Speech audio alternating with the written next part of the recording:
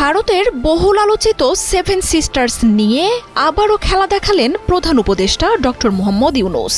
চীন সফরে গিয়ে সরাসরি সেভেন সিস্টার্সের নাম উল্লেখ করে তিনি বলেছেন, ভারতের এই অঞ্চলের জন্য বাংলাদেশকে প্রয়োজন।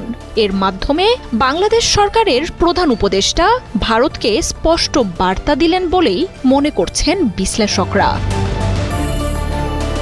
চীনের ব্যবসায়ী ও বিনিয়োগকারীদের কাছে দক্ষিণ এশিয়ার বাণিজ্যে বাংলাদেশের অসীম ভূরাজনৈতিক গুরুত্ব ও সম্ভাবনার কথা তুলে ধরেছেন প্রধান উপদেষ্টা। বলেন, ভারতের 7 রাজ্য নিয়ে গঠিত সেভেন সিস্টার্সের বিশাল ভূখণ্ডে কোনো সমুদ্র না থাকায় সেখানে কৌশলগতভাবে বাংলাদেশের অবস্থান কতটা প্রভাবশালী। স্থলবেষ্টিত এসব অঞ্চলে ব্যবসার অপার সম্ভাবনা যে বাংলাদেশে বিনিয়োগের মাধ্যমে কাজে লাগানো সম্ভব, সেই বার্তাই দিয়ে এসেছেন তিনি।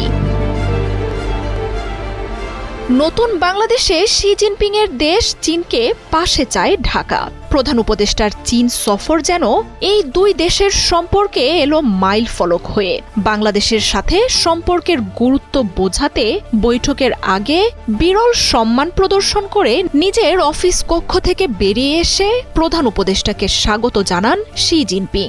ঢাকার সাথে সম্পর্ক এগিয়ে নেয়ার ব্যাপারে নিজের আগ্রহের কথা তুলে ধরেছেন প্রেসিডেন্ট শি জিনপিং। প্রধান উপদেষ্টা এই সফরে তুলে ধরেছেন নেপাল, ভুটান আর ভারতের সেভেন সিস্টার্সের বিশাল ভূখণ্ডে বাংলাদেশের ভূরাজনৈতিক ও কৌশলগত গুরুত্বের কথা।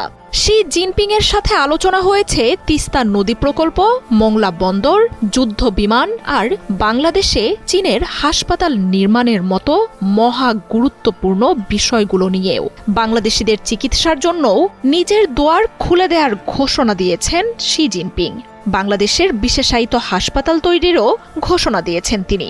প্রতিবেশী হিসেবে নিজেদের পররাষ্ট্র নীতিতে বাংলাদেশ কতটা গুরুত্বপূর্ণ তা তুলে ধরার পাশাপাশি স্বল্প সময়ে চীনের উন্নয়নের অভিজ্ঞতা ও কৌশল ঢাকার সাথে ভাগ করে নেয়ারও প্রস্তাব দেন চীনা প্রেসিডেন্ট। 4 দিনের সফরে যেন চীনকে জয় করেই ফিরছেন প্রধান উপদেষ্টা ডক্টর মোহাম্মদ ইউনূস। বোয়াও ফোরামে বিশ্বের শীর্ষ ব্যবসায়ী রাজনীতিকদের সাথে আলাপচারিতা থেকে শুরু করে চীনা প্রেসিডেন্ট শি জিনপিং সহ রাষ্ট্রের গুরুত্বপূর্ণ ব্যক্তিদের সাথে বৈঠক। বাংলাদেশের এই নেতার সফর যেন হইচই ফেলে দিয়েছে গোটা চীনে। সহজ সরল আর সাবলীল ভাষায় নতুন বাংলাদেশ আর দেশের সম্ভাবনাকে যেন বিশ্বের সামনে নতুন করে তুলে ধরলেন তিনি।